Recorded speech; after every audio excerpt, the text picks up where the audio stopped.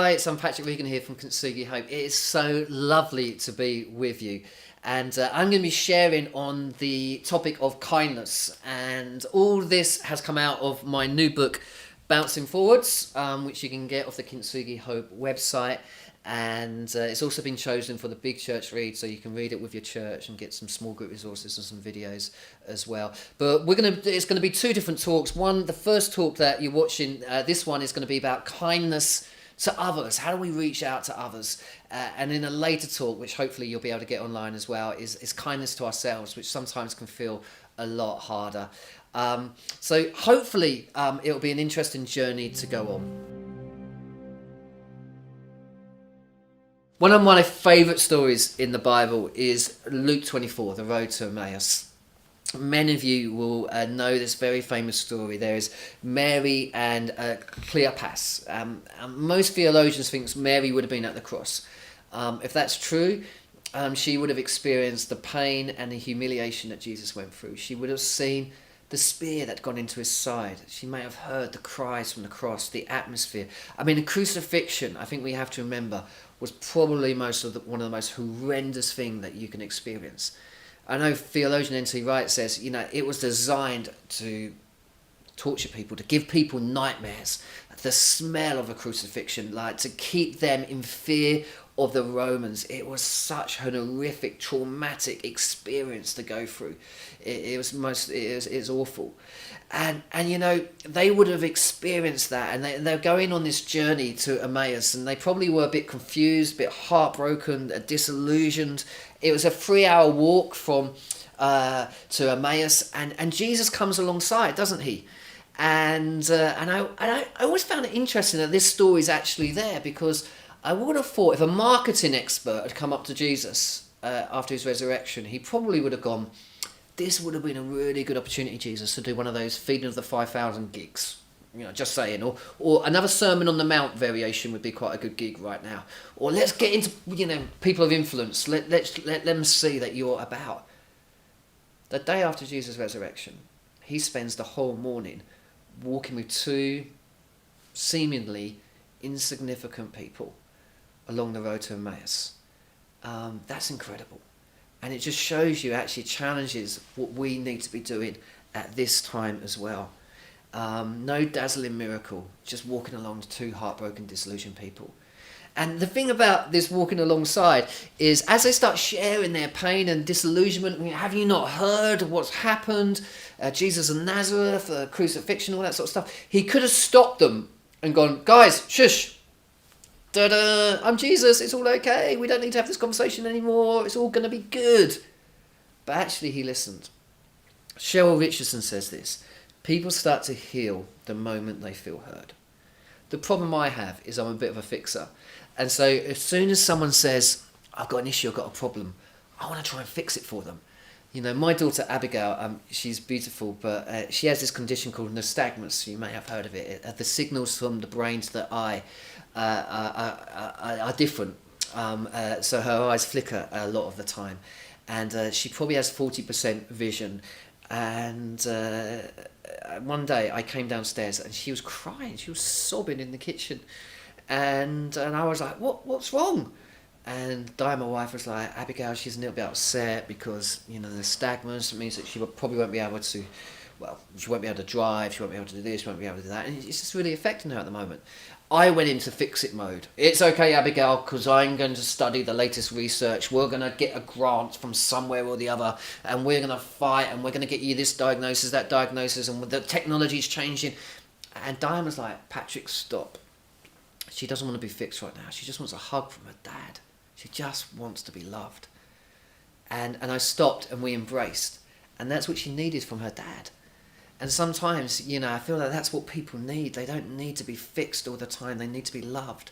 We talk about in Kintsugi Hope about this whole thing about how do you hold space for people. One of my favourite quotes is this: holding space for someone else. What does it mean? It means that we're willing to walk alongside another person in whatever journey they're on without judging them, making them feel inadequate, trying to fix them, or trying to impact the outcome. When we hold space for other people, we open our hearts, offer unconditional support, and let go of judgment and control. So often when people are suffering, we've told them that it's their fault because they have a lack of faith or it's their sin. And I've had lots of people come up to me at the end of my talks. I remember one lady coming up to me and going, I've been crying all the time. And I feel like I'm suffering from depression, but I'm not sure. What should I do? I said, well, have you talked to your pastor? And yeah, my pastor said that I hear no faith in your comments whatsoever and told me to pray more. And I was like, to be honest, I'm not a medical professional, but I'd probably go and see your GP if I was you. And she just looked at me and went, really? And I went, yeah, it sounds like you've just got so much on your plate and maybe they can help you in whatever intervention is necessary. But it's not defeat to go and see your GP. It's a really sensible thing to do. And she went away feeling completely different. And I think sometimes we miss that ability to listen, to walk alongside. People are desperately lonely, you know. Two of the biggest issues of our time are mental health and loneliness. And when we started Kintsugi Hope, we really studied this whole issue of loneliness. And I've discovered loneliness is a killer. Being acutely lonely is as stressful as being punched in the face by a stranger and massively increases your risk of depression.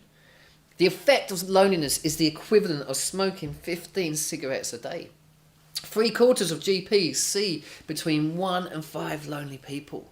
And here in Luke 24, we have the example of a Messiah, the King of Kings, God in human flesh, walking alongside 2 heartbroken people, entering into their loneliness, their pain, and starting to share stories. I love this quote. When someone is broken, don't try and fix them, you can't. When someone is hurting, don't attempt to take away their pain. You can't. Instead, love them by walking beside them in their hurt. You can. Because sometimes what people need is simply to know they're not alone. We devised this Kintsugi Hope Wellbeing Groups, which is basically a safe and supportive space that happens over 12 weeks with tools where people can get to support them in their emotional mental health and to give them that sense of community. And we started this and we realised that during lockdown that this was more needed than ever. So we moved all our training online and now we train churches online to deliver this in the context of community, to invite neighbours and friends, and it's just been incredible. This map here shows you what it was like, the partner churches we had in January 2020. The map at the end, this new map, shows you how many partner churches we now have. It's gone all over the country in home groups, in sports clubs, in businesses. They were happening in pubs and coffee shops, in prisons and in schools, for mums whose kids have been taken into foster care, in homeless shelters. Is people are creating these safe and supportive spaces. We wrote the whole thing in learning styles, so one size doesn't fit all, so you can adapt it to your community. And one of the things that I say when we do the training for churches, for our volunteers who want to run these groups, is like, let's not offer people platitudes. Let's not say God will not give you more than you can handle. Let's not say everything happens for a reason. Let's not say, which I've heard say so many times, what doesn't kill you makes you stronger. Matt Hay, famous author, says this: what doesn't kill you often makes you weaker. What doesn't kill you leaves you limping for the rest of your days. What doesn't kill you can make you scared to leave your house or even your bedroom and have you trembling or mumbling incoherently or leaning with your head on a window pane, wishing you could return to the time before the thing that didn't kill you. Let's be kind. Let's walk alongside. Some people, when I describe what we're trying to do in this area of Kintsugi and kindness, they're like, yeah, that's all good. I like that. Yeah, I like that a lot. When do you preach at them? And I always have to say this, please hear my heart. There is nothing more loving than you can do than to communicate the love of Jesus to someone. In fact, it's one of our main outcomes, to communicate and demonstrate the love of God. That's why we don't get any massive secular funding. But you know what? The issue for me is how. And I believe the answer is storytelling. I believe some of the feedback that we've had has been so beautiful. And this is what happens here in this story, that Jesus starts telling the bigger story of God. He starts telling the stories of the prophets and the people that have gone before. He starts telling the story of how God has invaded the earth, the story we find ourselves in. That's how Brian McLaren describes the Bible. I really love that sense of that we're in this big story, we're connected, we're all connected. Let's tell those stories of faith and doubt and curiosity. And some of the feedback has been so beautiful. I want you to watch this little video clip now. This is made by a church just near Bristol that describes what's it mean to be honest, what's it mean when we're kind and we allow that environment, and what happens. Check this out. You know, life is about connection with other people, and the only way we can really connect with people is to be honest. Kintsugi Hope has helped me realise that it's okay not to be okay. The power in this is when people start to think, oh, I'm not on my own. I'm not alone. There's other people that feel like I do. Kintsugi is a Japanese art form for repairing broken crockery. They actually make a feature of the breaks and infill them with gold. The whole thing is made more beautiful and more meaningful because of its brokenness. Being honest isn't weak, it gives its strength, its courage. It really helped me just as a starting point to sort of discover a lot of these issues at a deeper level. It's about getting to know yourself, really, rather than living by other people's values. Kintsugi Hope allowed me to be welcomed into a group of people where I could be honest with myself in front of them and where there was no judgment. It sheds light on the way you're feeling. It sheds light on why you are the way you are. And once you receive some of that light, you see more light at the end of the tunnel. It's a journey to healing.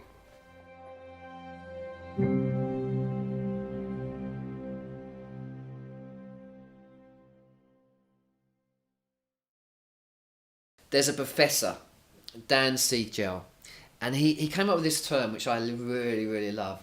He uses the term about feeling felt.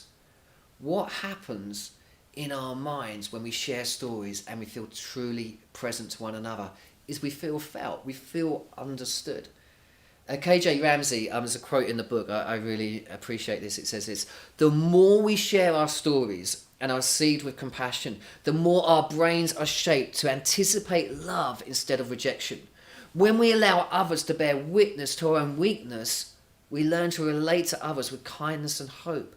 When someone listens and validates us as we tell our story, they ignite a new way of considering our story as valuable, worth hearing, worth telling, worth living. There's a really lovely story from one of our Kintsugi groups. The Kintsugi group was half people of faith and Christian and people probably half non-Christian. And the journey through this whole sort of, they got to week 7, which is on perfectionism. And the non-Christians said to the Christians, oh, that's interesting. We thought that you Christians were a bunch of do-gooders, that you were better than everyone else. But for the last 7 weeks, you've shared your frailty and your weakness, and you sort of changed our view on Christianity, actually. And they had this amazing conversation about what was the gospel. And it reminds me of those beautiful verses in 2 Corinthians 4, where Paul reminds us that we are treasure in jars of clay. And we're cracked, so God's love can get out. So it's not about us. And look for opportunities to be kind. You know, it's interesting. So in Kintsugi Hope, we have this beautiful Kintsugi jewelry. Here we go. I'm turned into a model here. Each of these are earrings and necklaces, and they're bespoke. They're individually made by a lovely local artist to us. So much care and time and goes into making these sort of things. We've sold so many of these things on our website, which you can check out if you'd like some. And what I decided to do was, when it was Mental Health Week, the theme was kindness, and so I decided to give some away to the people that worked in our local post office, and because we have to send out lots of books and all that sort of stuff, and they're really kind to us. And so we turned up at the local post office. I felt a little bit embarrassed, to be honest. I'm like, what was this bloke giving away necklaces? And so I gave it to all the people that have been helping in the post office, and just the look on their faces when someone gave them something free, which was obviously, you know, it cost quite a bit to make because it was bespoke. There was something that happened. There was another lady who I used to live in London, lovely old lady. I texted her the other day, and it was just like, "You're loved. I just wanted you to know." An hour later, she phones me. She's sobbing. She's in such a hard and lonely place at the moment with all the stuff that was going on with COVID and lockdown, and she was really scared. And she was like, it just changed everything for me. And so my encouragement today is, don't just listen to this talk. In fact, why don't you now either press pause, get your phone and text someone. Text someone and actually just speak love and kindness over them. You'll be amazed at what it does. You know, and you can listen to that and you go, oh, yeah, I'll do it later. Do it now, otherwise you won't do it. You know, let's do this together. Jesus' approach on the Emmaus Road was to listen. Kindness to others is absolutely crucial.